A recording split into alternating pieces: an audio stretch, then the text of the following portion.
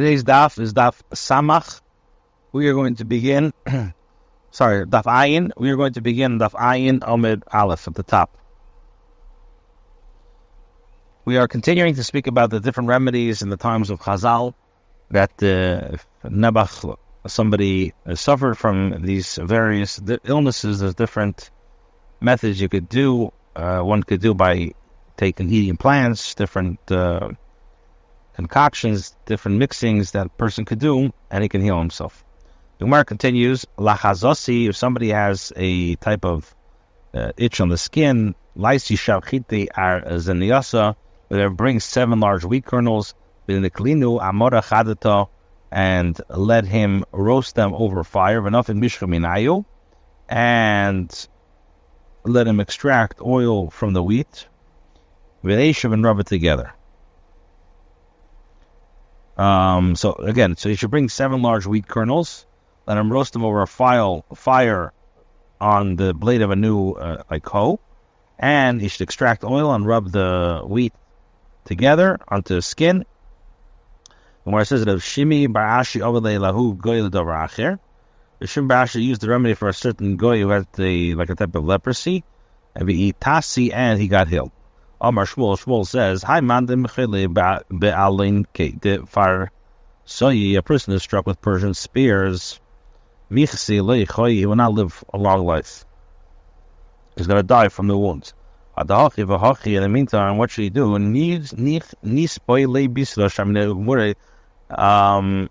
They should force feed him fatty meat that was roasted over coals, and undiluted wine. It's possible that he will live for a little bit longer and have time to instruct his household with regard to his what should they do after he dies. Balvin said, Hi man, the body is a person who swallowed a hornet.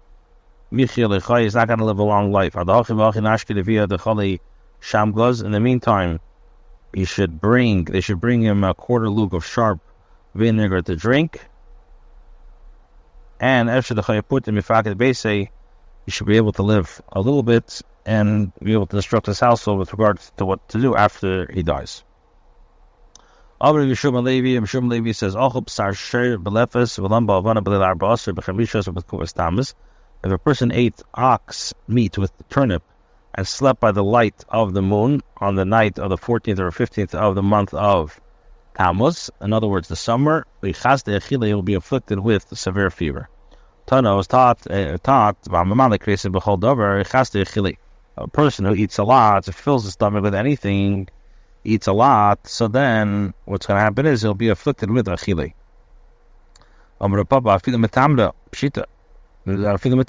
Papa says even if he fills the stomach with dates. So that's pshita, it's obvious. Shum Levi says anybody who fills the stomach with anything. So obviously tamre with dates for sure. So where it says so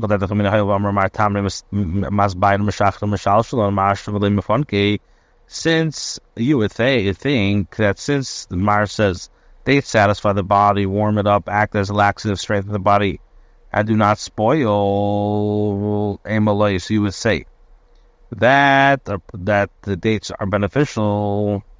Since our dates are so beneficial, he will not be harmed by eating too many of them.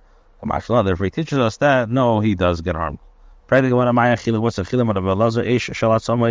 This is fire and bones. What's fire and bones? This is a Eish Garmi. So what's the remedy? My mother told me, Kuli Shikiyani.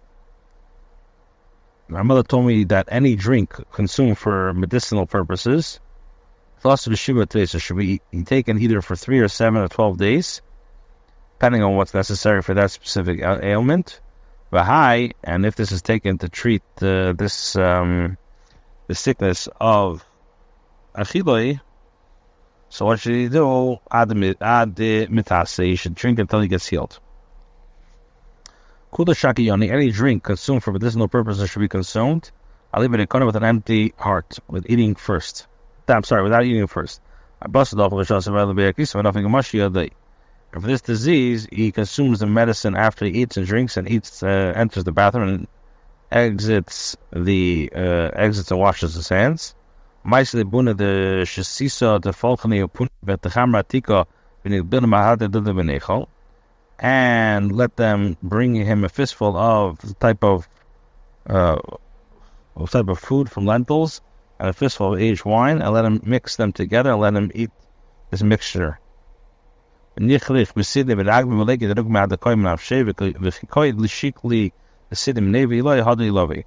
him wrap himself with a sheet to sleep, and let there be no one who will awaken him until he awakens on his own. And he awakens, let him remove the sheet from himself. And if he does do this, the illness will.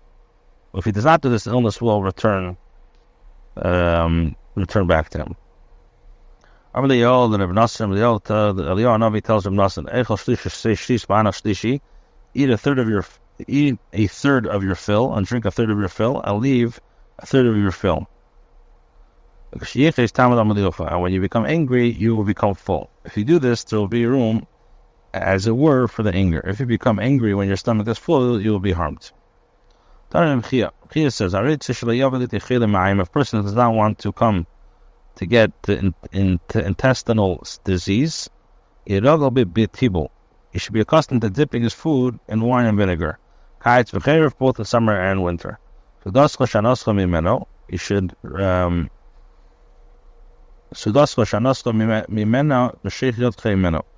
you should remove your hand, in other words, stop eating from a meal that you enjoy. Don't overeat. Do not delay yourself at the time when it's necessary to go to the bathroom. Says, person who drinks inferior white wine, will be afflicted with weakness. There are 60 types of wine. The best of them is the best of all of them is red fragrant wine. The worst of them is tilya chivara, white wine. That says, a person who sits near the fire during the mornings of the month of Nisan, and rubs himself with oil. Enough if he and then goes out and sits in the sun, will be afflicted with weakness. Okay, a person who lets blood and then afterwards has relations, Gittin will have weak children. If both of them, the husband and the wife, or if they both let blood and then had relations, they have children afflicted with disease called Ra'asan.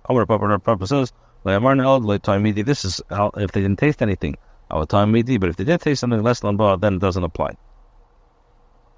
Rav says, person who comes from traveling and has relations, Gittin will have weak children. He says a person who comes from the bathroom should not engage in relations until he waits the measure of time it takes to walk a mill.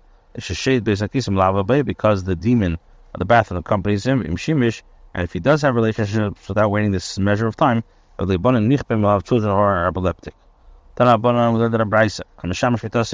person who has relations while standing, obvious, will be afflicted by spasms. A person who has relations with sitting, will have dolya. She's the woman is above, and the husband is below. You're afflicted with dolya. Asks the Gemara, my dolya, what's dolya? Rabbi Shua Levi, Sam dolya. It's the remedy of dolya is Sam dolya, my dolya, Rabbiya. It's like a saffron of thorns. The Papa Alis Papa would chew and swallow this remedy. The Papa Alis Shadley, and the Papa would chew and spit it out.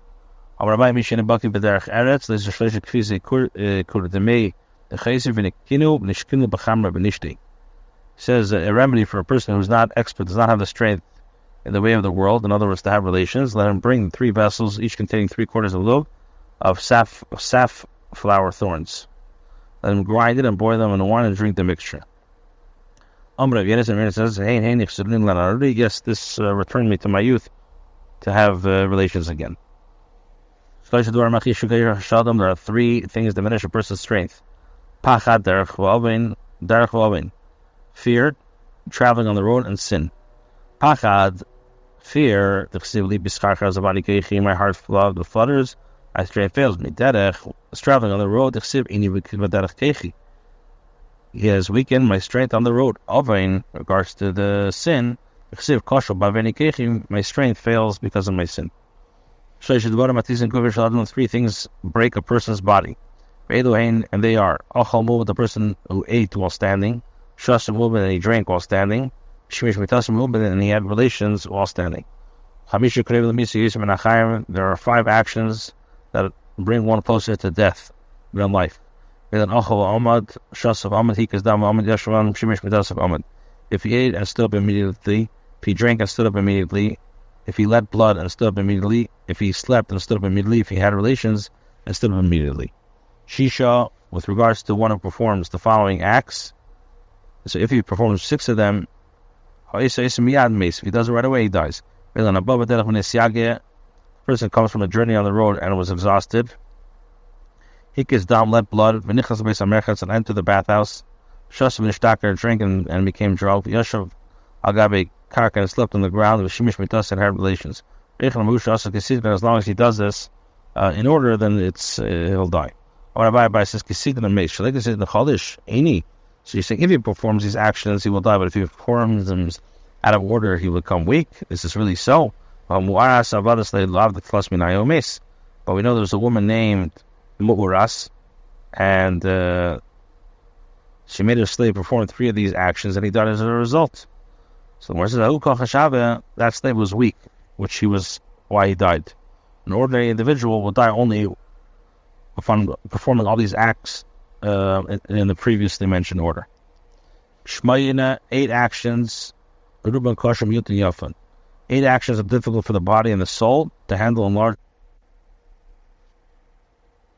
Shmayina ruba kashim yafan. 8 actions are difficult for the body and the soul to handle in large amounts, beneficial in small amounts. They are traveling on the road, engaging in the way of the world, having relationships, having wealth, having wealth, work, drinking wine, sleep, hot water, and bloodletting. There are 8 actions of illness to priest the semen.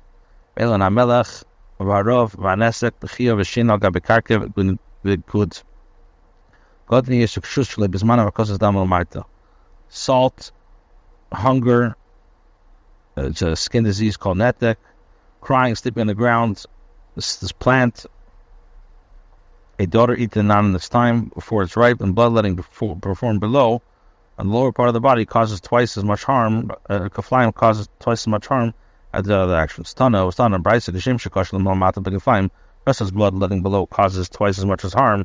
So to bloodletting above the other body. Kaflaim is twice as effective. Amar Abaya says, Inve Tala B'mai.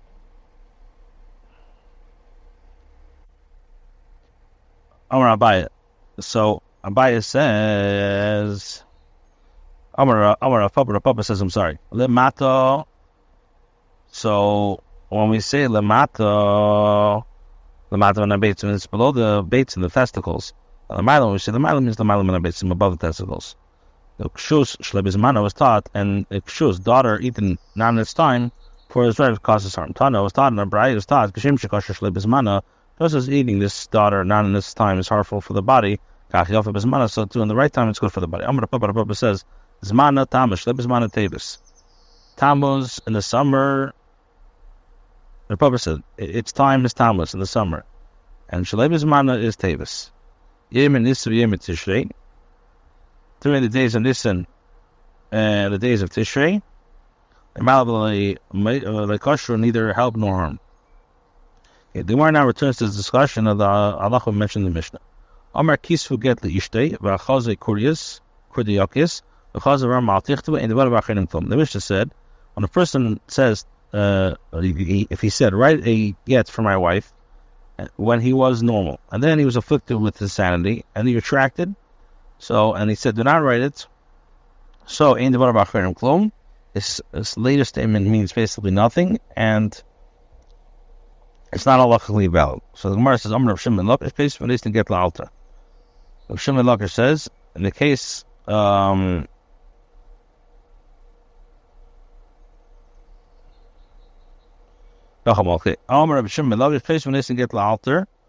says in that case, the Beis Din writes and gives the get immediately, because even though he is crazy, the Beis Din does not wait for him to return to his senses.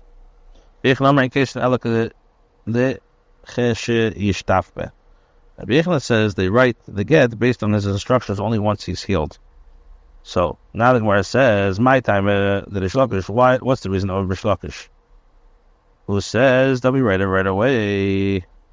So he says, teaches us his final statement is considered to be nothing, which is mashma his initial statement stands, and the Beis Din should act in accordance to his first instructions. Rabbi Yechon says no. When it says that his final statement is not considered anything, it means that when his mind becomes normal, it's not necessary for the Beis Din to return and confirm his instructions. In case of Ella, and the Beis Din actually writes the get only once he is healed. So where it says, what exactly is Rish Lakish and Rabbi Yechon arguing? Rish Lakish ben Damid Yashin. Rish Lakish compares a person who has craziness to one who is sleeping. So if one said to write a get, I went to sleep, the Beis Din may write it without waiting for him to wake up. And the Rabbi Yechon compares this to somebody who's a shaita. A person who has temporary insanity, he's not of sound of mind, and therefore is unfit to give a divorce. So where I ask, Rabbi Yechon also could compare it to sleeping. Why does he do so? Why doesn't he do so? So my answer is, somebody who's sleeping is not lacking any action, meaning that no action is needed in order to awaken him, and he can awaken on his own. And when in the case of somebody who has insanity, is lacking in action, and not taking this remedy that we mentioned before. So now that we're asking Rish Lakish, we also compare him to a shaita. Why does he not do so? Shaita, so our answer is, shaita le'sami be done. A shaita, there's no remedy in our possession that can cure this shaita. Since there's no remedy, a get may not be written on his behalf. And by contrast, somebody who has this temporary insanity, sami be done. There is a remedy for it. As the Gemara says, that a person who has this sickness is afflicted, he should eat lean red meat over coals and drink wine that has been diluted with a large amount of water. Actually say this, that the Beis Din must wait for him to regain his mental capabilities. But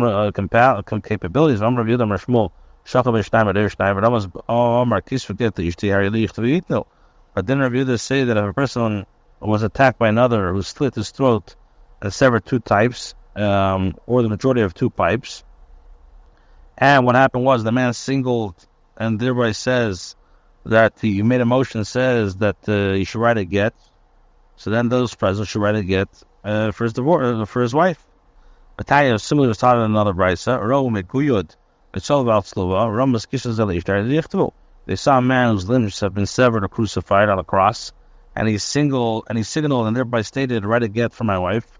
Those present should write a get. So this teaches us that it's permitted to write a get, even on behalf of a person who cannot be cured and will certainly die. So why does Rabbi Yechon claim that by the get may be written for someone afflicted with temporary insanity only once he has been cured? So the answer is, it says, Hachi Ashter, can you compare the cases? Husband died to Slusihi.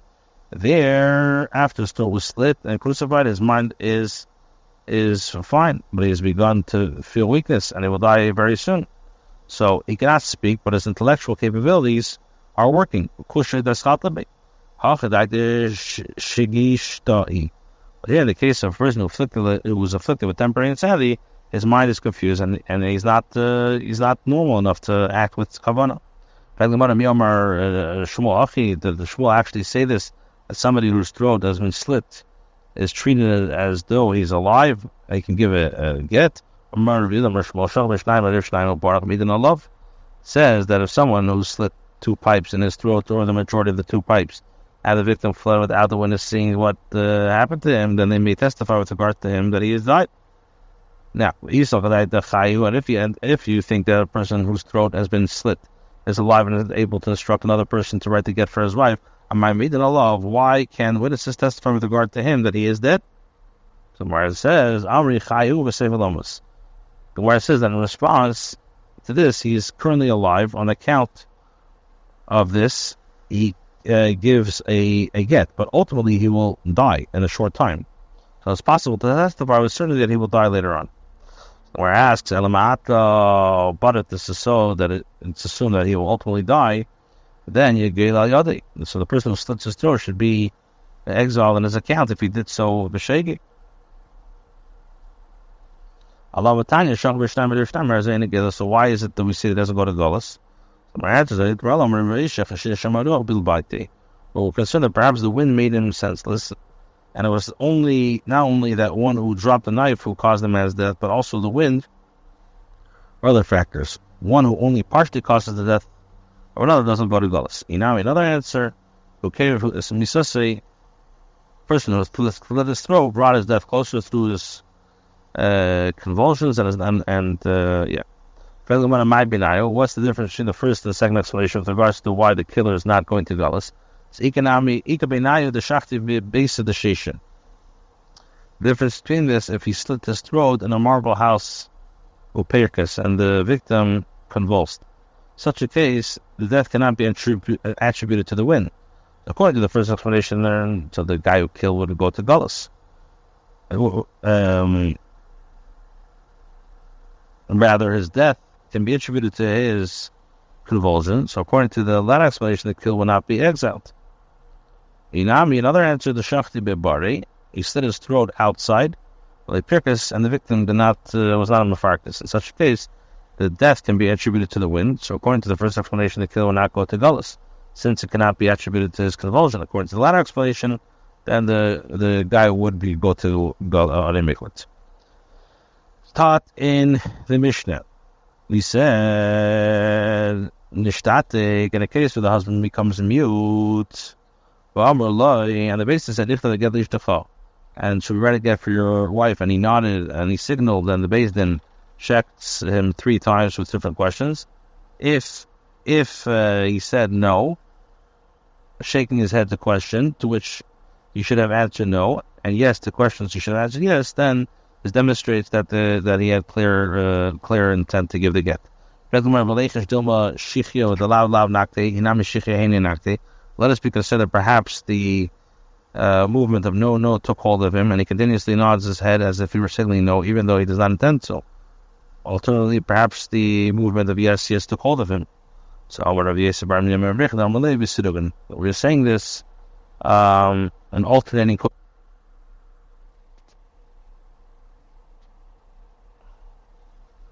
In other words, you're switching between him questions to which he must answer yes and questions which he must answer no. But let we consider perhaps alternating movements to call hold of him, such that he switches between nodding his head yes and nodding his head no. We're talking about a case that the Beis Din says to him questions to which he must answer no once, and yes twice, and twice no, and one time yes. The